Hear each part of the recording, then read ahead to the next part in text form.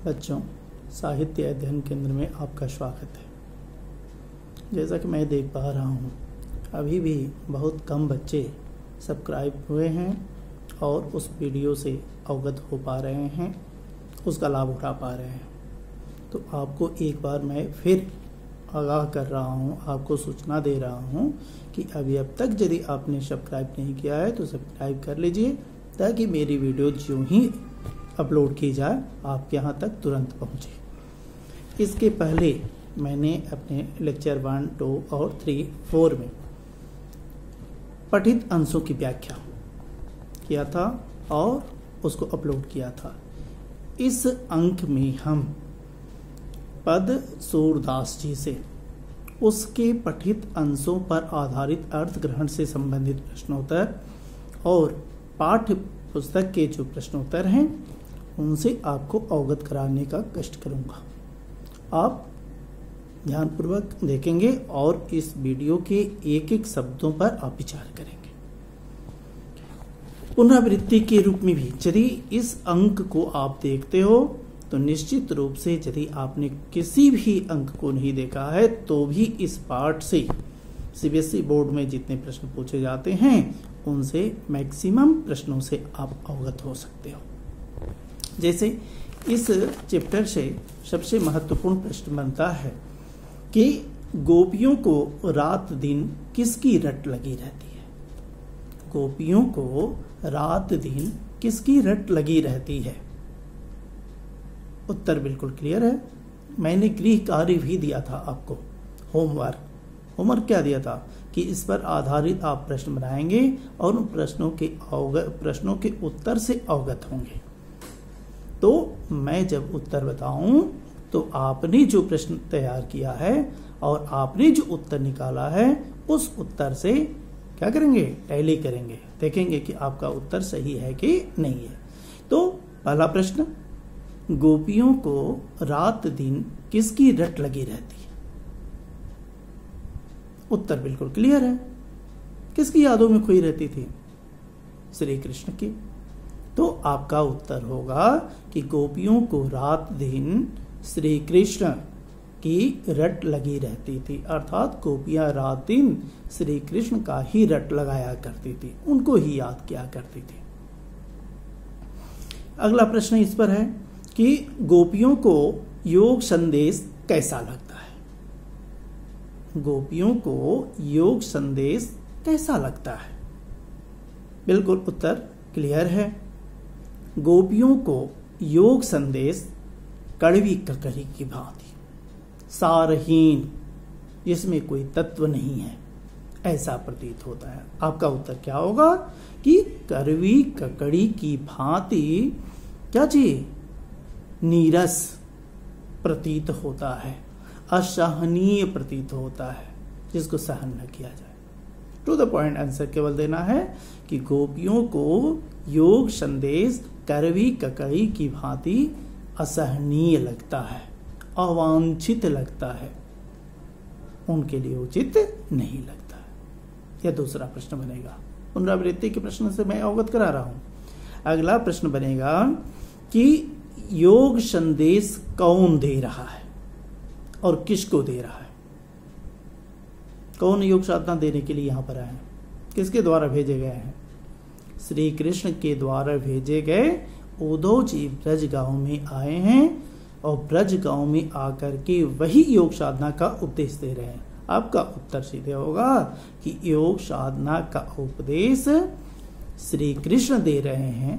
किसको दे रहे हैं? गोपियों को दे रहे हैं। योग साधना का उपदेश श्री कृष्ण गोपियों को दे रहे हैं। एक लाइन में आप उत्तर लिखेंगे, 1 नंबर आपका हो गया। ऐसे ही प्रश्नों का उत्तर लिखते हैं। अगला है कि गोपियों को क्यों लगा कि कृष्ण राजनीति पढ़ लिए हैं?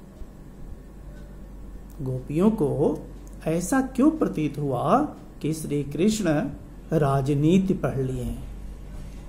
अंतिम पद, हरिहर राजनीति पढ़ आए, पढ़ चुके हैं। समझी बात कहत मधु करके समाचार सब पाए। तो राजनीति क्यों पढ़ लिए? गोपियों को ऐसा क्यों लगा कि श्री कृष्ण क्या कर लिए हैं? राजनीति पढ़ करके आए। क्यों? उनके छलपूर्ण व्यवहार के कारण, श्री कृष्ण के छलपूर्ण व्यवहार के कारण गोपियों को लगा कि श्री कृष्ण राजनीति पढ़ लिए हैं। जहां उनको अपने प्रेम से अभिभूत कराना चाहिए था, आ करके अपने प्रेम को हम लोगों को प्रदान करना चाहिए था, वहां पर उन्होंने क्या किया? सारहीन योग साधना का उपदेश हम लोगों के लिए भेज दिया। और उन्होंने समझा कि गोपियां इतनी भोली हैं कि वह योग साधना के उपदेश को ग्रहण कर लेंगी। इसलिए गोपियों को लगा कि कृष्ण हम लोगों से राजनीति कर रहे हैं।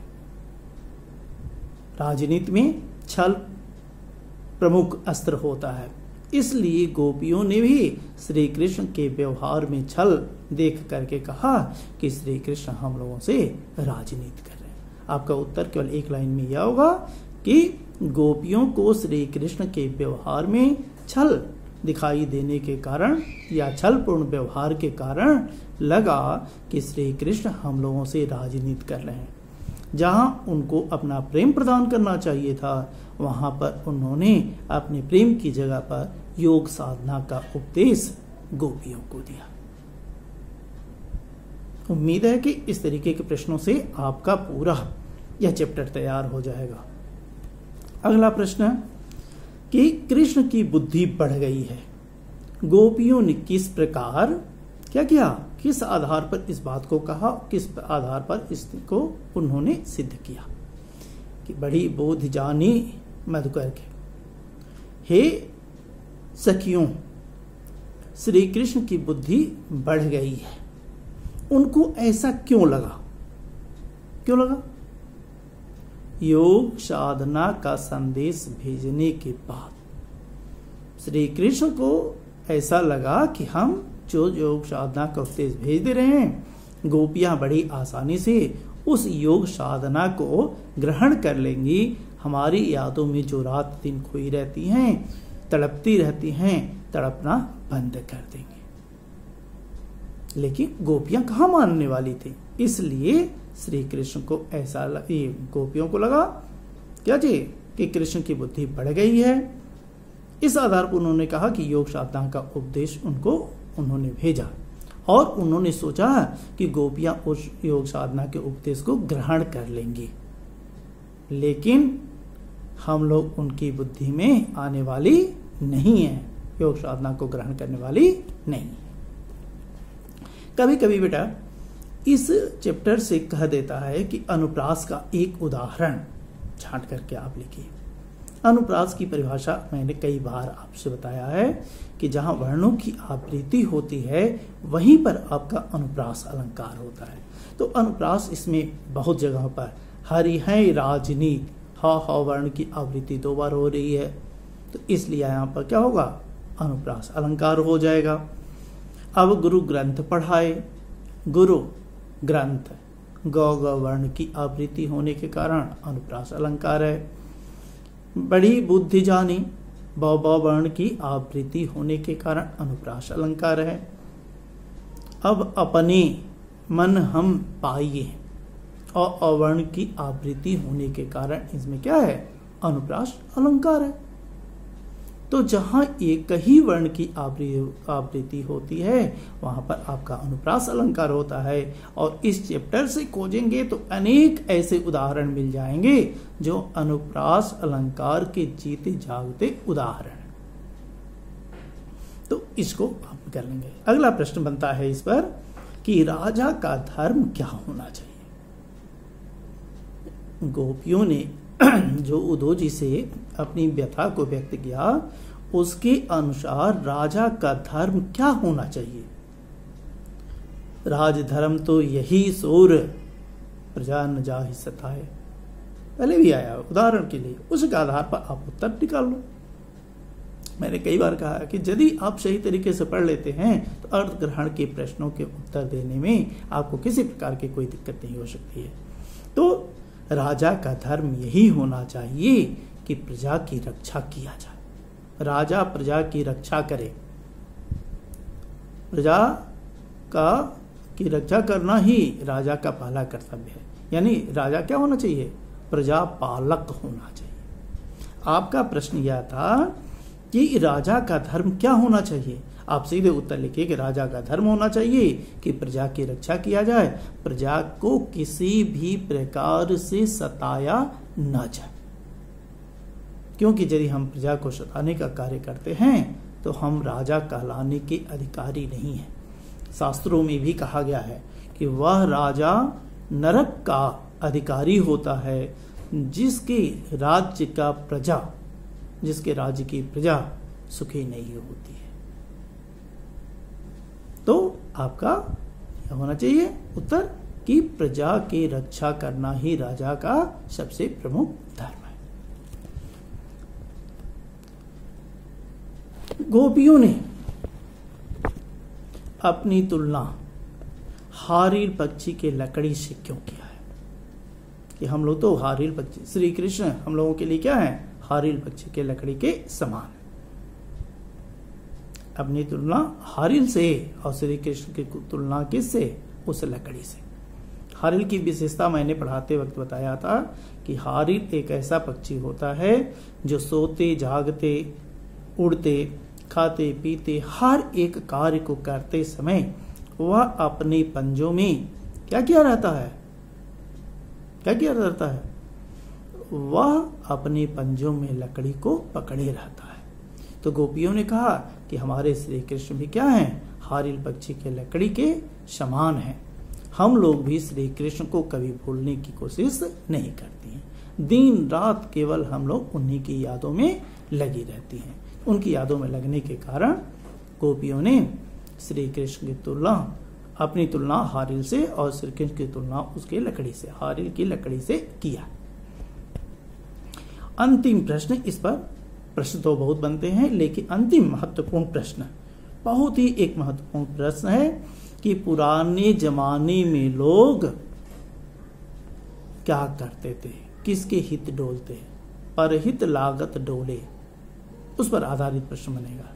पुराने जमाने के जो लोग थे वह दूसरों की भलाई के लिए प्रयत्नशील रहते थे, हमेशा दूसरे की भलाई में लगे रहते थे। गोपियों ने इस बात को कहा। तो इस तरीके से आपके ये प्रश्नोत्तर हैं। ये प्रश्नोत्तर कैसे हैं? ये पाठ्य आपके अर्थ ग्रहण संबंधी प्रश्नोत्तर हैं और पुनरावृत्ति से संबंधित प्रश्न है। अब मैं पाठ्य पुस्तक के प्रश्नों की चर्चा करूंगा। आपके पाठ्य पुस्तक का देखें कि पहला प्रश्न क्या है? गोपियों द्वारा उद्धव को भाग्यवान कहने में क्या व्यंग निहित है? गोपियों ने क्यों श्री कृष्ण को कहा कि आप बड़े भाग्यवान हैं? क्यों कहा? इसमें व्यंग क्या है? व्यंग यह है कि गोपियां उद्धव जी से कह रही हैं कि हे उद्धव जी, आप बड़े भाग्यवान हैं, अपरस रहत स्नेह तगाते, कि आप श्री कृष्ण के प्रेम से बिल्कुल अलग हैं। लेकिन इसमें व्यंग क्या है? कहना चाह रही हैं कि हे उद्धव जी, आपके जैसा भाग्यहीन इस दुनिया में खोजने पर भी कोई नहीं मिलेगा। आप बड़े भाग्यहीन हो। क्यों भाग्यहीन हो? कि आपको श्री कृष्ण का प्रेम नहीं मिला है। आप श्री कृष्ण के प्रेम से बिल्कुल दूर हैं। इसलिए हे उद्धव जी, आपके जैसा भाग्यहीन खोजा जाए तो शायद संसार में कोई मिलने वाला नहीं। तो यह इसमें क्या है? यह व्यंग है। केवल एक बार सुन लेंगे तो मैं आपको गारंटी देता हूं, विश्वास दिलाता हूं कि इस पाठ के जितने भी प्रश्न बनते हैं उस प्रश्नों के उत्तर से आप बिल्कुल अवगत हो जाएंगे और अपने जीवन में कभी नहीं भूलेंगे उन प्रश्नों के उत्तर से। अगला प्रश्न आपके पाठ्य पुस्तक का है, उद्धव के व्यवहार की तुलना किस किस से की गई है? केवल एक बार नहीं आया, किस किस से, अर्थात कम से कम 2 उदाहरण आपको देना चाहिए। पुरैन पात रहत जल भीतर, एक तो किससे की गई? कमल के पत्ते से की गई है कि पुरैन पात, हे उद्धव जी, आप उस पुरैन के पत्ते की भांति हैं जो जल में ही रहता है, लेकिन उस जल की बूंदें उसके ऊपर एक बूंद भी टिकती नहीं है। दूसरा क्या किया गया? जो जलमाह तेल की गागर। ये उद्धव जी, आप उस तेल की गागर है। तेल लगी हुई गागर को यदि आप पानी में डालोगे, तेल से भरी हुई गागर हो, तो पानी का असर उस गागर पर बिल्कुल नहीं होता है। तो किससे किया गया है? तेल लगी हुई गागर से तुलना की गई है। और किससे किया गया? पुरैन पात, कमल के पत्ते से उनकी तुलना क्या की गई है। आगे देखेंगे, इसमें है कि अगला प्रश्न कि गोपियों ने किन किन उदाहरणों के माध्यम से उद्धव को उलाहने दिए हैं। उनकी उलाहना दी है, शिकायत की है किन किन उदाहरणों से। कि एक तो हम लोगों के मन की भावना है उद्धव जी, मन में ही रह गई, उस अपने मन की भावना को हम लोग व्यक्त नहीं कर पाई। दूसरा, हम लोग रात दिन श्री कृष्ण का इंतजार करते रहे, लेकिन श्री कृष्ण ने क्या किया? अपने आने की बजाय उन्होंने अपने जगह पर योग साधना का उपदेश भिजवा दिया। कम से कम 2 आपको पॉइंट देने होते हैं, क्योंकि परीक्षा में 2 नंबर का ये प्रश्न आता है और कम से कम आपको 2 पॉइंट, सीबीएसई के नियम के अनुसार आपको कम से कम 2 पॉइंट का उल्लेख करना होता है। अगला भी पॉइंट आप देख सकते हैं, उन्होंने यह सोचा था कि श्री कृष्ण अपनी मर्यादा की रक्षा करेंगे, लेकिन उन्होंने अपनी मर्यादा की रक्षा नहीं किया। हम लोग सोचते थे कि उनसे मर्यादा की रक्षा की गुहार करेंगे, लेकिन हम लोगों ने देखा कि उधर से ही क्या जे वह आग की धारा बह रही है, विरह की ज्वाला बह रही है, इसलिए हम लोग नहीं कर पाए। अगला प्रश्न बहुत ही इंपॉर्टेंट है, उद्धव द्वारा दिए गए योग के संदेश ने गोपियों की विरहाग्नि में घी का काम कैसे किया। गोपियां श्री कृष्ण के प्रेम में निमग्न थी, उनके रास्ते को देख रही थी, उनका इंतजार कर रही थी। उस समय आकर के उद्धव जी ने उनको योग साधना का उपदेश देना शुरू किया, योग साधना के उपदेश से अवगत कराने लगे। तो यह कार्य गोपियों को क्या आग में घी डालने का कार्य किया, अर्थात जहां गोपियां श्री कृष्ण की यादों में खोई हुई थी, वहां उद्धव जी आकर के उनको योग साधना का उपदेश ग्रहण करने के लिए कहने लगे। अगला प्रश्न यह है कि मर्यादा न लही के माध्यम से कौन सी मर्यादा न रहने की बात कही गई है और क्यों। मर्यादा, किसकी मर्यादा न रही? यहां प्रेम की मर्यादा न रहने की बात कही गई है। गोपियों ने उद्धव जी के माध्यम से श्री कृष्ण के लिए यह संदेश भेजा कि हे उद्धव जी, जाकर कह दीजिएगा कि मर्यादा न रही, उन्होंने अपनी मर्यादा का पालन नहीं किया। वो तो मर्यादा पुरुषोत्तम है, मर्यादा की रक्षा करने वाले हैं, लेकिन यहां उन्होंने मर्यादा का उल्लंघन किया। क्यों? क्योंकि हम लोग उनको प्रेम करते थे, तो उनको भी हम लोगों से प्रेम करना चाहिए, लेकिन उन्होंने अपने प्रेम की मर्यादा का पालन नहीं किया। इसलिए अगला प्रश्न, बल्कि मर्यादा का उल्लंघन उन्होंने किया, हम लोगों से छल किया। सीधे एक लाइन में आप उत्तर देंगे कि उन्होंने मर्यादा का पालन इसलिए नहीं किया क्योंकि गोपियों से उन्होंने छल किया, अपने प्रेम से अभिभूत न कराने की जगह पर योग साधना का उपदेश दे दिया। कृष्ण के प्रति अपने अनन्य प्रेम को गोपियों ने किस प्रकार अभिव्यक्त किया है? सबसे पहले तो उन्होंने कहा है कि हे उद्धव जी, हम लोग गुड़ की वह चींटियां हैं जो गुड़ को चाटने के लिए जाती हैं, लेकिन अपने प्राण को दे बैठती हैं। तो अपनी तुलना गुड़ की चींटियों से की है, यह उदाहरण। दूसरा, उन्होंने कहा कि हम हारिल पक्षी के समान हैं, जैसे हारिल पक्षी लकड़ी हमेशा पकड़ा रहता है, वैसे ही श्री कृष्ण को ही हम लोग अपने मन क्रम वचन नंद नंदन उर यह दृढ़ पकड़ी। उनको हम लोगों ने मजबूती के साथ पकड़ लिया है, वह कभी हम लोगों से अलग नहीं हो सकते हैं, छूट नहीं सकते हैं।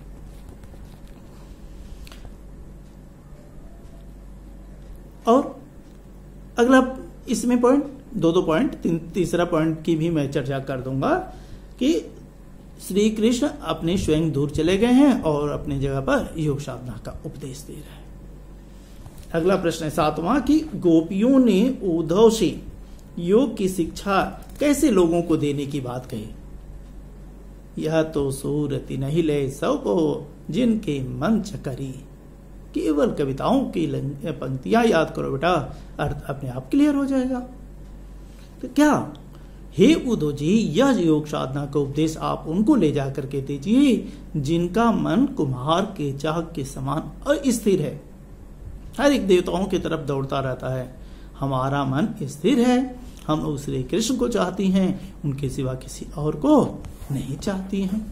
तो यह है 7वें प्रश्न का उत्तर। पाठ्य पुस्तक के प्रश्नों के उत्तर से मैं अवगत करा रहा हूं। 8वां है प्रस्तुत पदों के आधार पर गोपियों का योग साधना के प्रति दृष्टिकोण स्पष्ट कीजिए। योग साधना क्या वो ग्रहण करना चाहती थी? नहीं, गोपियां योग साधना के उपदेश को ग्रहण नहीं करना चाहती थी, वह तो केवल श्री कृष्ण के प्रेम को ही ग्रहण करना चाहती थी। योग साधना का उन्होंने खंडन किया है। तो यह गोपियों का दृष्टिकोण है। अगला प्रश्न है कि गोपियों के अनुसार राजा का धर्म क्या होना चाहिए। इस बात की मैंने चर्चा आपके सामने कर चुका हूं।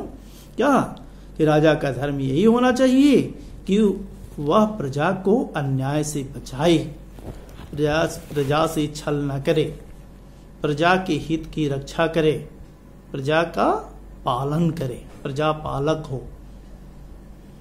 तो यह व्यवहार होना चाहिए किसका? राजा का, अपने प्रजा के प्रति।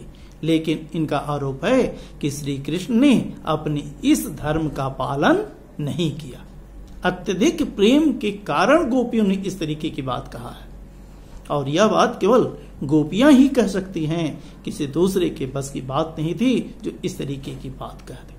सब कुछ जानते हुए, सर्वज्ञ हैं श्री कृष्ण, सब कुछ जानते हैं, लेकिन फिर भी गोपियों ने उनको अपने अत्यधिक प्रेम के कारण इस तरीके की बात कही। अगला है कि गोपियों को श्री कृष्ण में ऐसे कौन से परिवर्तन दिखाई दिए जिनके कारण वे अपना मन वापस पा लेने की बात कहते